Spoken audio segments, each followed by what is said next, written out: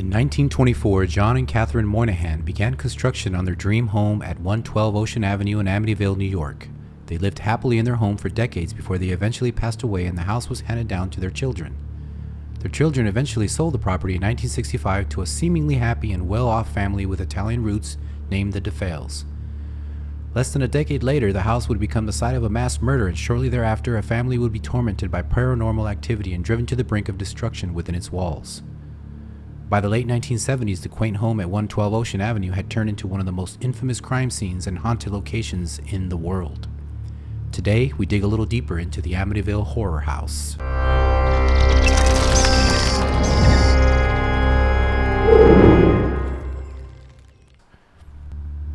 When the DeFales initially took ownership of the home in 1965, nothing seemed out of place. They were a traditional family with a mother, father, and a couple of kids. They were well off, and friends and neighbors would have described them as a typical family. By 1974, the entire DeFale family consisted of the father, Ronald DeFale Sr., age 44, mother Louise DeFale, age 43, and their 5 children. Their 3 boys were Ronald, also known as Ronnie DeFale Jr., age 23, Mark DeFale, age 12, and John DeFale, age 9. The 2 girls were Dawn DeFale, age 18, and Allison DeFale, age 13. Nearly 9 years after the DeFales moved into 112 Ocean Avenue, the home that had been a quiet and quaint family residence for nearly 50 years was thrust into the public spotlight. In the early morning hours of November 13, 1974, the Amityville Horror House was born. At around 3:15 a.m., the 23-year-old Ronnie DeFale Jr. took a .35 caliber lever-action Marlin 336 rifle and stalked through his home room to room, shooting and killing each of his 6 family members while they slept in their beds. That same morning, Ronnie went to work like normal, and when he returned home, he pretended to flee in terror at the sight of the murders. He met up with some friends and headed to Henry's bar in town, shouting for someone to help. One of DeFale's friends, Joe Yeswit, made an emergency call to the police, who searched the house and found the 6 dead bodies. Ronnie DeFale quickly told the police that he believed the local Italian hitman, Louis Fellini, had been hired to take out the family. Considering the DeFales' Italian roots, the police looked into the possibility, but quickly realized that the hitman Ronnie DeFale claimed may have been sent to murder his family had a rock-solid alibi and was out of town during the murders. Ronnie was thoroughly questioned by police, and by the following morning he had confessed to the murders. DeFale told detectives, "Once I started, I just couldn't stop. It went so fast." He explained how he had taken a bath and put on new clothes afterwards, and how he had discarded the bloody clothes and the rifle and cartridges used in the murders before heading to work as usual. Ronnie was arrested and eventually tried for the 6 murders. His trial began on October 14, 1975, and he and his defense lawyer, William Weber, mounted an affirmative defense of insanity. DeFale claimed he killed his family in self-defense after hearing their voices in his head, plotting against him. The psychiatrist for the prosecution convinced the jury that although DeFale was a user of heroin and LSD, he had an antisocial personality disorder and was fully aware of what he was doing at the time of the murders. On November 21, 1975, Ronnie DeFale was found guilty of 6 counts of second-degree murder and sentenced to 6 consecutive life sentences in prison at the Sullivan Correctional Facility in Fallsburg, New York. And while the murder case ended here, the mystery and controversy surrounding the DeFale murders was just beginning.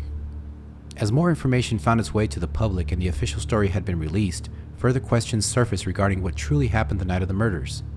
Ronnie DeFale only made matters more confusing with his contradictory stories that changed numerous times over the years.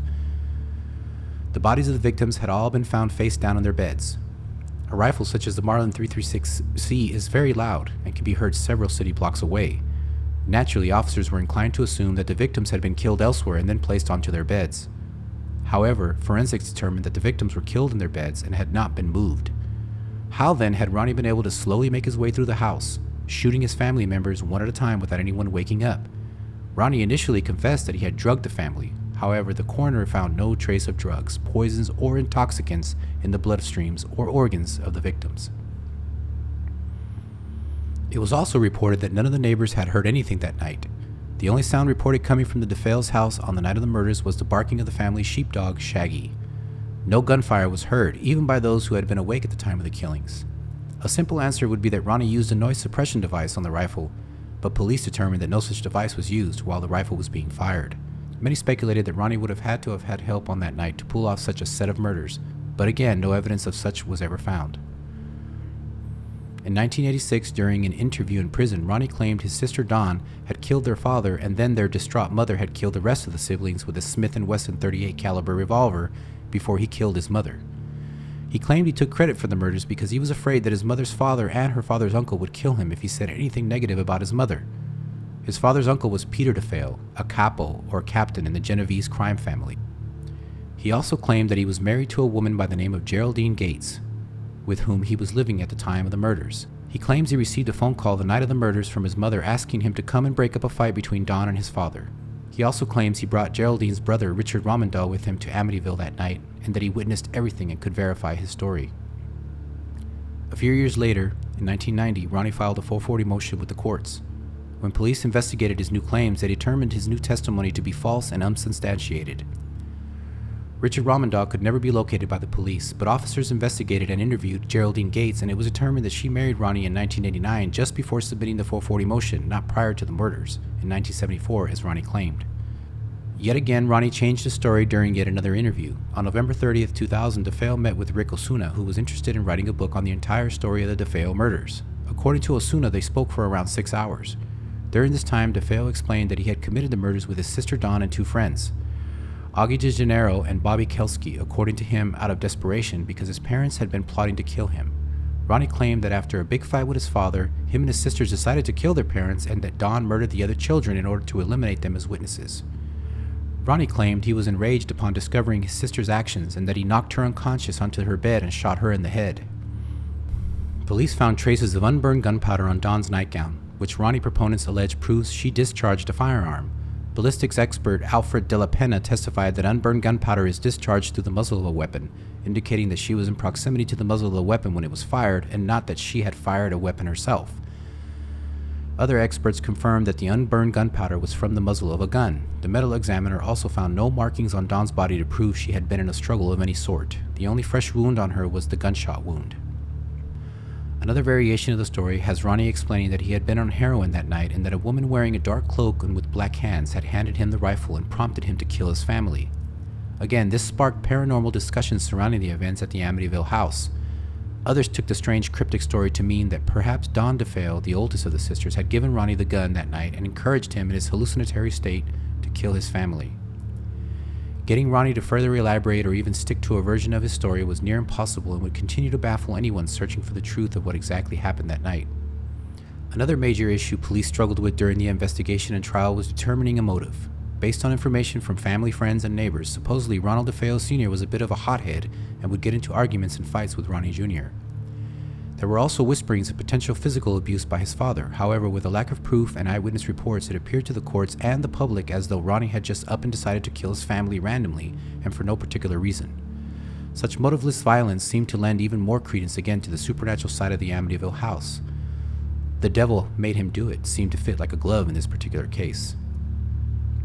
Ronnie DeFeo died at the Albany Medical Center on March 12, 2021, and while the murders happened nearly 50 years ago, the full truth of what happened on that night of November 13, 1974, appears to have died with him. Just over a year after the DeFeo murders, the now vacant Amityville house was sold to the Lutz family at a heavily discounted price. The Lutz family consisted of Father George Lutz, 27, Mother Kathleen Lutz, 28, sons Daniel, 10, and Christopher Lutz, 7, and daughter Missy Lutz, 5. The Lutz were informed of the home's past, but agreed they could move past the home's dark history and begin a new chapter of their lives. They moved into the now infamous house on December 18, 1975. As the family were about to begin moving in, a friend recommended that they have the house blessed by a priest. The Lutz agreed and contacted Father Ralph J. Pecoraro at the local Sacred Heart Rectory. Father Pecoraro agreed to the blessings and arrived to bless the house the same day the Lutz were moving all of their belongings in. He walked the house room by room, blessing each as he went, until he came to one of the side rooms upstairs that the family had dubbed the sewing room. As he entered the room, he immediately felt an overwhelming cold that pierced his whole body. He felt something was off in the room, but continued praying and sprinkling holy water all around. As he finished up with his back turned to the door, he heard a deep growl whisper, "Get out." Only moments later, he felt a stinging slap across his face. The priest gathered his things and then left the room. In another room of the house, Father Pecoraro found a swarm of flies buzzing around the window and all around the room, what appeared to be hundreds of them, and in the dead of winter. When he showed the family, no one knew what to make of it. A strange occurrence for sure, but nothing the family couldn't explain away for now. The priest left the home but never explained what he had experienced in the sewing room to the family. A few days later, on December 24, 1975, Father Pecoraro attempted to contact the family via phone to explain what had happened to him and warn them to stay clear of the sewing room. But the call was muffled by static on the line. The priest was never able to pass along his warning. In the days following the phone call, Father Pecoraro grew very ill with a high fever and developed blisters on his hands similar to stigmata. Stigmata in Catholic doctrine is when a person develops wounds similar to that of Christ who was nailed to a cross. The activity continued to escalate, growing not only more fierce but more frequent as well. George Lutz began waking in the middle of the night at around 3:15 a.m. This is the same time that it is believed Ronnie DeFeo carried out the murders in the home. Every night it was the same thing. He would awake in fear. Every day would grow worse as George claimed he was being tormented and pushed to the brink of insanity. Sometimes George would wake in the night to the sounds of the children's beds shaking violently in the other room, but he would be paralyzed and unable to help. He would listen in terror as his family was tormented, but not be able to lift a finger. By the time he was able to move again, the shaking would stop and everything would be calm. In the following days, George struggled to find warmth in his house. He claimed he was always cold, everywhere he went. He began constantly chopping wood for the fire, but nothing seemed to dissuade the chill. The family encountered walls in the house that were oozing a green goo, heard unexplained noises in the light, saw doors and windows swing open and shut on their own, and witnessed porcelain toilet bowls in the house turn black. The eldest son, Daniel, even had his hand smashed when his bedroom window came slamming down on his hands violently. On several occasions, the family witnessed Kathleen levitating in her bed. George and Kathleen noticed that this same sort of levitation happened to a few of the children while they slept as well. One of the strangest recurring events, though, involved their daughter, Missy. She said she had several invisible friends in the house, one of which was named Jody. She claimed to see him in two different forms, usually outside her upstairs bedroom window. One was that of an angel, and the other was of a large pig with glowing red eyes. Now, while her story is strange and creepy, it wasn't until George and Kathleen saw Jody for themselves that they were truly terrified. At one point, George was outside the house and looked up to see Jody in pig form looking back at him with bright, glowing red eyes from his daughter's upstairs bedroom window. Eventually, Kathleen caught a glimpse of the glowing red eyes as well. The final straw came on January 14, 1976, just 28 days after having moved into their new home. The Lutz family fled the Amityville house in the middle of the night. They left all of their possessions behind and sent a team of movers some weeks later to gather all their stuff from the home. The family never set foot in the house again. When questioned as to what triggered them to flee the house that night, George and Kathleen have refused to explain, stating that it was too frightening an event to recount. After the Lutz story hit the media, it quickly gained national attention. Paranormal investigators were brought in to try and uncover some of the mysteries surrounding the house. The most notable pair of investigators were Ed and Lorraine Warren. A husband and wife paranormal research team, Lorraine considers herself a psychic and is well known in the paranormal community even today for having investigated some of the most infamous hauntings in the world. Ed and Lorraine, along with numerous other psychics and investigators, searched the entire Amityville home for clues. They performed seances attempting to contact whatever was in the house. They did EVP sessions with recording devices. They also set up cameras in every room that repeatedly took photos at specific time intervals. While not much physical evidence presented itself, the psychics in the house claimed that there was an angry evil entity in the home. They said they could feel the presence of spirits all around, and that one of them was a chief of an Indian tribe from the distant past that was upset with the placement of the Amityville home on his land. Very little of note was found from these investigations that would satisfy a skeptic aside from a single photo. This photo had a wide-angle view of most of the entrances to the rooms upstairs. The photo was taken during the investigation by one of the cameras that was on a timer, shooting photos at specific intervals. If you look at the photo on the left-hand side, there appears to be a small boy peeking out from the leftmost room. There were no children in the house that night. No photos of a boy going into or out of that room were caught, and none of the guests that night heard or saw a thing. When the photo was later shown to Missy, she immediately recognized the boy as one of the imaginary friends she had played with during their time in the home. The Warrens were convinced that the evil in the house had its influence on Ronnie DeFeo just as it had its influence on George Lutz and his family. In the years to come, various claims would be made about the validity of the events that occurred in the Amityville home on 112 Ocean Avenue. Justifications were given for some of the supposedly paranormal activity that took place. One skeptic found that a loose floorboard in Daniel's room was what caused the window to wiggle loose and fall rapidly, which could explain Daniel's hands being smashed by the window. Still, others claimed that Missy's invisible friend Jody was simply the family cat. The cat would sleep on the ledge of the window most nights, and it's speculated that she was seeing the cat's glowing eyes through the glass. There have also been numerous discussions about the books and movies that have been made and some of the claims within them that have been proven false. The Lutz family maintained that their version of what happened to them in that house was completely true and that liberties were taken with the books and movies. Essentially, the family claimed that the books and movies were indeed wrong in many places, but that was simply a case of the writer embellishing on the official account to make a better story, as opposed to the Lutz making false claims about what had happened to them. The oldest son Daniel has come out in the years since the events at Amityville and corroborated some of the events his parents claimed had happened. The younger brother Christopher has also come forward and said that his dad always had a penchant for the dramatic and that he feels a lot of the events were overblown by his father, relative to what actually occurred.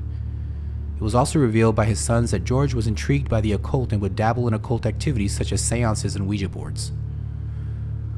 With so many different claims and so many sides to the story, it is difficult to sort fact from fiction. George and Kathleen Lutz eventually divorced in the 1980s. In 2004, Kathleen Lutz passed away, followed shortly thereafter by George Lutz in 2006. One thing we know for sure, George and Kathleen held to the validity of their story and things they experienced in the house until the day they died. There have been several owners of the Amityville house since the Lutz had abandoned the home, but not a single one of the owners has reported anything paranormal since. While this may seem strange at first, perhaps a point of victory for the skeptics, George and Kathleen claimed that the evil that stalked them in the home followed them when they left, and for quite some time. They gave no further details on the situation, and no true follow-up has been done as to what had happened to the family after leaving the Amityville house. The infamous home at 112 Ocean Avenue in Amityville, New York, has been refurbished and updated for modern times, but still stands today. Due to its notoriety, the owners had the home renumbered in hopes of deterring curious spectators and unwanted guests. The current owners of the home remain anonymous, but the house remains owned and occupied. Many claim the Lutz family was seeking fame and fortune by crafting an elaborate story around the Amityville house. However, to this day, the Lutz family has made little to nothing from their story. The books and movies that have been published have not proven very profitable for the family, even in the early days, and most of that money would have been eaten up by the expenses associated with abandoning the house and moving.